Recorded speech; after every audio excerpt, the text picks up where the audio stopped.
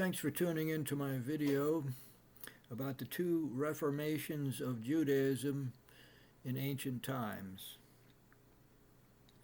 The Bible speaks of two Reformations of Judaism in biblical times, that is, in ancient history.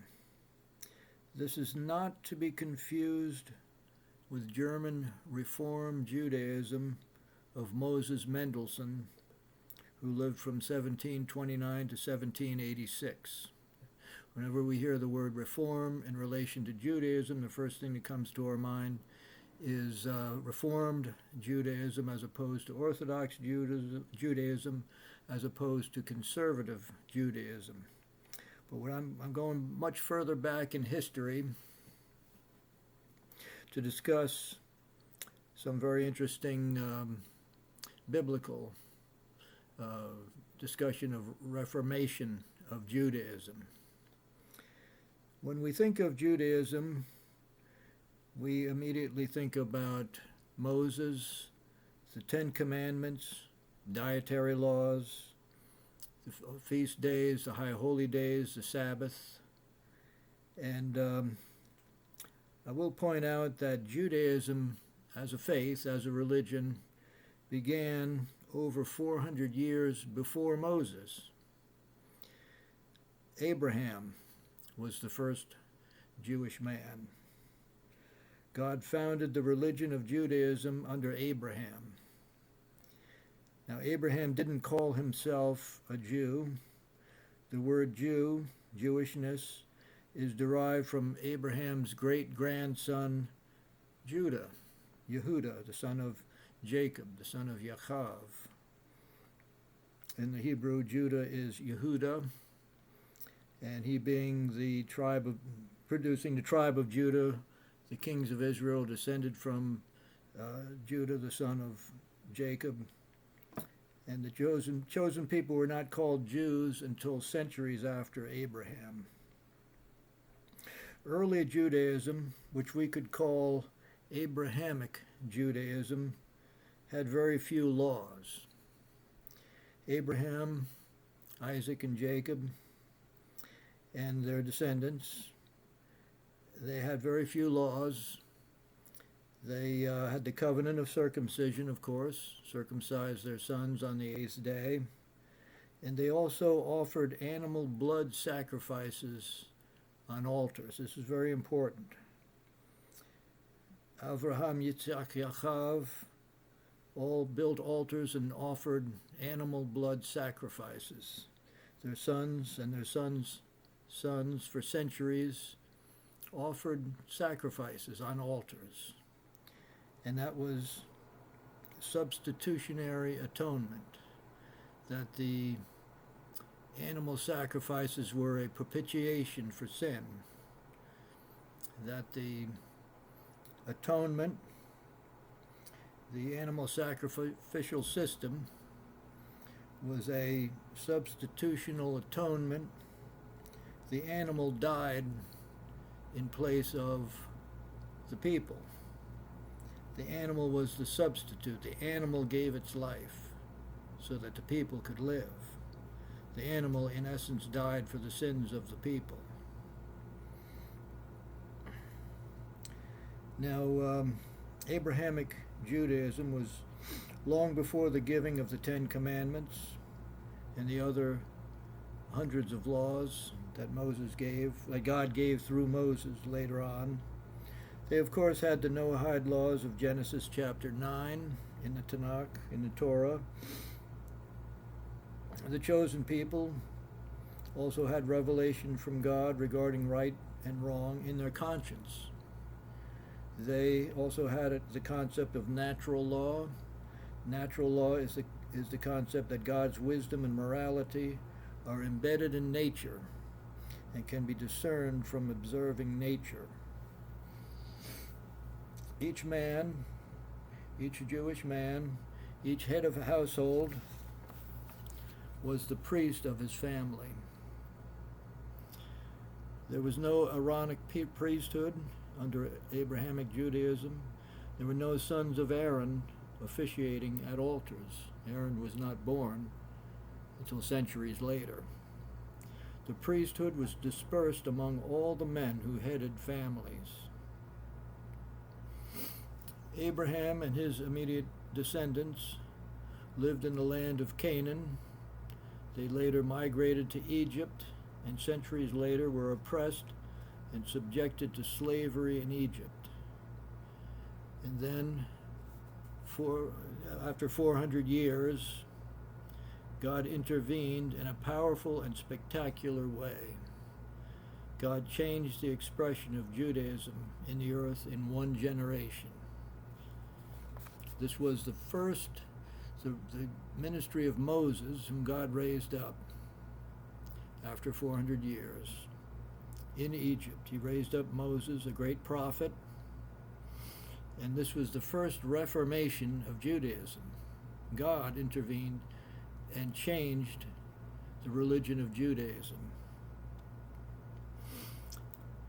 God spoke directly to Moses and gave great revelation to Moses. Earlier, under Abraham, Isaac, and Jacob, they had visitations from God very seldom and went for years without any direct revelation from God. Regarding Moses, however, it is said in the scriptures, in the Torah, in Numbers 12:8, and elsewhere, that God spoke to Moses openly and frequently, as a man speaketh unto his friend. Exodus 33:11. In the wilderness for 40 years, Moses got revelation from God. He worked miracles. He received the 10 Commandments. He got revelation regarding the feast days, the holy days, the high holy days, the dietary laws, laws regarding the Sabbath. All this was given in this first Reformation of Judaism. God gave revelation through Moses in plain words, not just in mysterious sayings. Revelation in plain words is called propositional revelation. That's plainly spoken revelation from God. Propositional revelation is the laws of God spelled out in plain sentences, in plain human language. It is to be distinguished from revelation given by the light of conscience or by the implications and impressions of what can be observed from the natural world, which would be natural law. This was a major shift. Abrahamic Judaism had very few laws. Mosaic Judaism had hundreds of laws. Moses was given roughly 613 laws as tallied by the traditional rabbis. Included in these were the 10 Commandments. The animal blood sacrificial system was spelled out in exhausting detail in the book of Leviticus. The entire tribe of Levi was set aside to be teachers and magistrates. Within the tribe of Levi, Aaron and his descendants were the high priests and priests that offered the sacrifices. The people were commanded to bring their sacrificial animals to the tabernacle of Moses to be offered by the Aaronic priests, as recorded in Leviticus chapter 17, verses 1 through 9. This is all a radical departure from Abrahamic Judaism. God, not man, was making this reformation. Now, there was resistance among the people against the Mosaic Reformation of Judaism. We read about this in the Torah. Certain people, Korah's rebellion, as you know, remember reading about Korah's rebellion, they resisted the change from Abrahamic Judaism to Mosaic Judaism. In Numbers chapter 14, verses 2 to 4, there's an outcry, and people were calling for a leader from among themselves to actually lead a return to Egypt. That's how strong the resistance was. In the book of Numbers, chapter 16, there was the infamous Korah's rebellion and its deadly aftermath. Men rose up against the Aaronic priesthood. They seemed to resent the fact that the priesthood was limited to Aaron and his sons. God swiftly intervened, and the rebels who resisted the Mosaic covenant and Mosaic Judaism were judged severely. God was bringing reformation, and certain people resisted that reformation. God affirmed the Aaronic priesthood and miraculously signified it by the miracle of Aaron's rod that budded, as we read in the book of Numbers, chapter 17, verses 1 through 10. Now it's interesting that during this radical change and introduction of hundreds of new laws, that in Deuteronomy 18, verses 18 to 19, God talked about a prophet that would come in the future. Now this is when they're in the wilderness. Laws are being given, dietary laws, laws about feast days and Sabbath. And then God says he's going to bring another prophet like unto Moses. Let me read that. And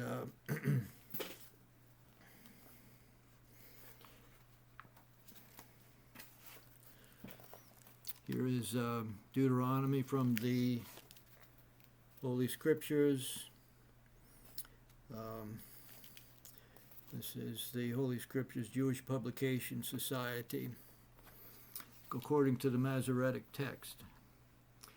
Verse 18 of Deuteronomy 18, I will raise them up a prophet from among their brethren like unto thee, and I will put my words in his mouth, and he shall speak unto them all that I shall command him. And it shall come to pass that whosoever will not hearken unto my words, which he shall speak in my name, I will require it of him. Okay, this is a prophecy of a coming prophet like unto Moses. And this is a prophetic prediction of yet another reformation of Judaism that would take place centuries later. This future, at the time that this prophecy was given, it was a future Reformation. It's in the past, obviously, now, but this Reformation would be the second Reformation of Judaism. Now, the second Reformation of Judaism was conducted by the Messiah. The Tanakh, the Torah, the prophets, the Nevi'im, all spoke of the coming of the Messiah. Down through history, the Jewish people have longed for the coming of the Messiah. There are many passages in the Torah and in the Nevi'im, in the Tanakh as a whole, that there is passages that talk about the coming of Messiah. Messiah means anointed, the anointed one. In Daniel chapter 9, one of the most dramatic prophecies in the Bible is when the angel Gabriel appeared to Daniel the prophet and actually spoke the words of what I'm about to read directly to Daniel. A major angel appeared to him and spoke the words. This is very dramatic, very important, this prophetic words. It's the 70 weeks prophecy. Daniel chapter 9, verses 24 to 27. I won't read the whole thing, but here's part of it. 70 weeks are decreed upon thy people and upon thy holy city to finish the transgression and to make an end of sin and to forgive iniquity and to bring in everlasting righteousness and to seal vision and prophet and to anoint the most holy place. Know therefore and discern that from the going forth of the word to restore and rebuild to restore and to build Jerusalem unto one anointed. Remember, Messiah means anointed one. It's actually in the Hebrew, it's Mashiach, actually the word for Messiah. unto one anointed, a prince shall be 7 weeks, and for 62 weeks it shall be built again with broad place and moat, but in troublous times. And after the 62 weeks shall an anointed one be cut off and be no more. Okay, that gives the timing of the coming of the Messiah. The 70 weeks are taken by scholars to mean the weeks of years, like we refer to years in decades, decades of the 1960s, the 1970s. In Judaism, ancient Judaism especially, it was in sevens. There were the years, the cycles of Shemitah, the sabbatical years. And this year, 2022, actually 2021 to 2022, is a year of Shemitah, is a sabbatical year.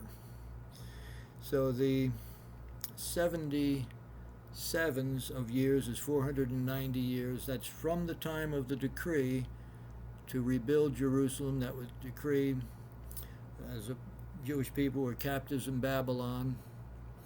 And the decree was issued by the king of Babylon. I believe it was Darius who gave that decree, and that started the timing of the 490 years. Excuse me. If you do the timeline in ancient history, it comes to about 33 AD, the end of the 69 weeks anyway, or the 70 weeks, which would be 490 years, comes to about 33 AD. That should sound familiar to us. I'll get into that. I've written an article about that prophecy. It's on my website, which is www.bnugent.org. That's BNUGENT.org. And I have my articles there. You can do a search. There's a search box there. You can put in the most dramatic prophecy in the Bible. And that's, I consider it probably the most dramatic prophecy in the Bible, given that Gabriel, the archangel, appeared to Daniel and actually spoke those words directly to him. And it's a very dramatic prophecy, and giving the timing of the coming of Messiah. Now, the role of Messiah, what Messiah would do when he comes, and this great prophet like unto Moses, when he comes, it says in Zechariah, this again is the Holy Scriptures according to the Masoretic text, Jewish Publication Society, Zechariah 3, verse 9, I will remove the iniquity of that land in one day. I believe that's a messianic prophecy talking that Messiah would remove the iniquity of that land in one day. And then we have the fact that the Messiah would be the one to be the substitutionary bearer of sin, the one who makes atonement. Isaiah 53 verses 5 and 6. This is the whole chapter of Isaiah 53 is a series of messianic prophecies. But I'll read just a brief portion of it. Verse 5, Isaiah 53:5. But he was wounded because of our transgressions. He was crushed because of our iniquities. The chastisement of our welfare was upon him, and with his stripes we were healed. All we like sheep did go astray. We turned every one to his own way, and the Lord hath made to light on him the iniquity of us all. Okay, that's very boldly and clearly written that the Messiah would bear the sins of the people. And he would remove, I've read in Zechariah 3:9, that he would remove the iniquity of that land in one day. That he was wounded because of our transgressions. He was crushed because of our iniquities. The chastisement of our welfare was upon him. That's 3 times in a row. It says that. And with his stripes we are healed. All we like sheep did go astray. We turned everyone to his own way, and the Lord hath made to light on him the iniquity of us all. Our sins were put on Messiah. Messiah came.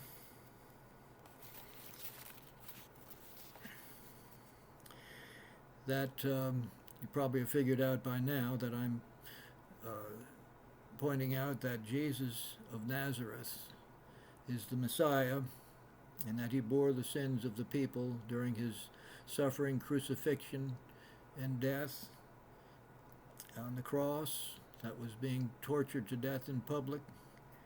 And he bore the sins of the people. Jesus came, he gave great teachings, and he worked miracles to prove and confirm that he was sent from God. And then he suffered and died for our sins. He took the penalty of our sins upon himself. That is substitutionary atonement, and that fulfilled the animal sacrifice system. The animal sacrifices that were offered were really a picture of substitutionary atonement. Before Messiah came, animals were sacrificed. Messiah came, and he was personally the ultimate sacrifice. He suffered, died, was buried, and then was raised from the dead, conquering death and bringing life and immortality and forgiveness of sins to light.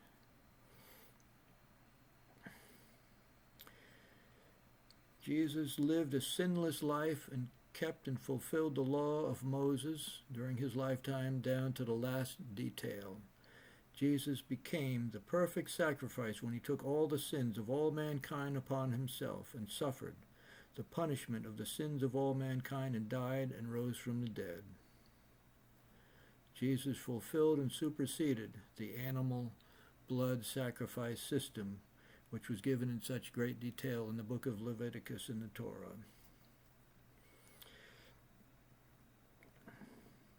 The animal blood sacrifice system has been fulfilled, superseded, and made obsolete in this Reformation of Judaism in ancient times at the first coming of the Messiah.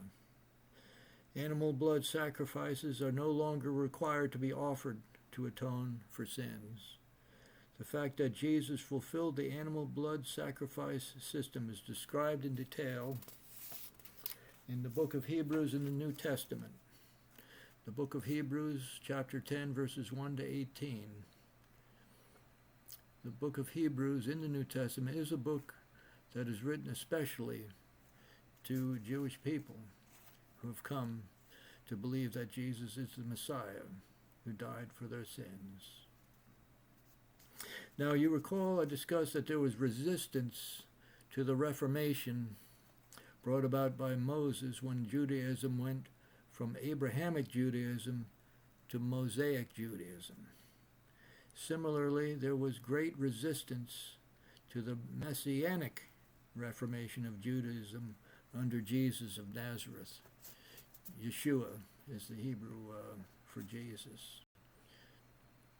The New Testament describes in abundant detail the resistance offered up by the Pharisees and Sadducees. The book of Acts and the epistles in the New Testament also describe certain people who resisted the Messianic Reformation, who they preferred to remain in Mosaic Judaism.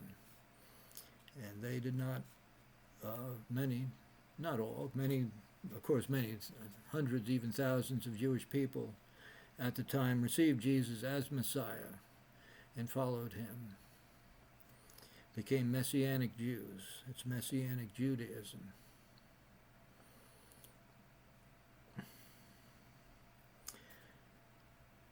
The resistance to Messianic Judaism continues to this day.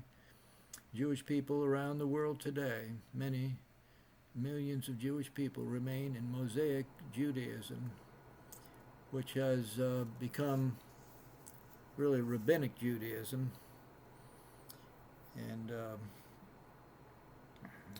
the rabbis have, of course, over the centuries, have made commentary on the law.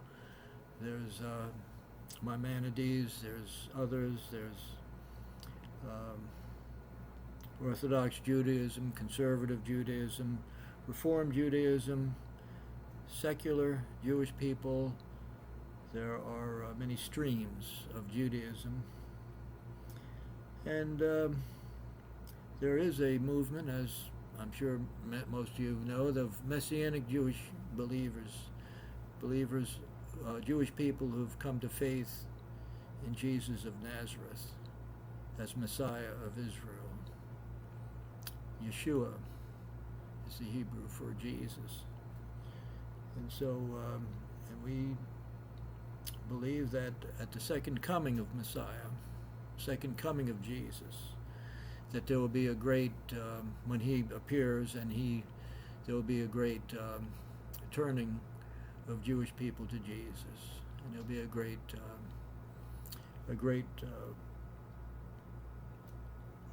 time of forgiveness of sins. We see about that in the book of Zechariah, 13th and 14th chapters, about the coming of Messiah, 12, 13, and 14, talking about the second coming of the Messiah, when all Israel will be saved. Thank you. I invite you to my website, www.bnugent.org. That's BNUGENT.org.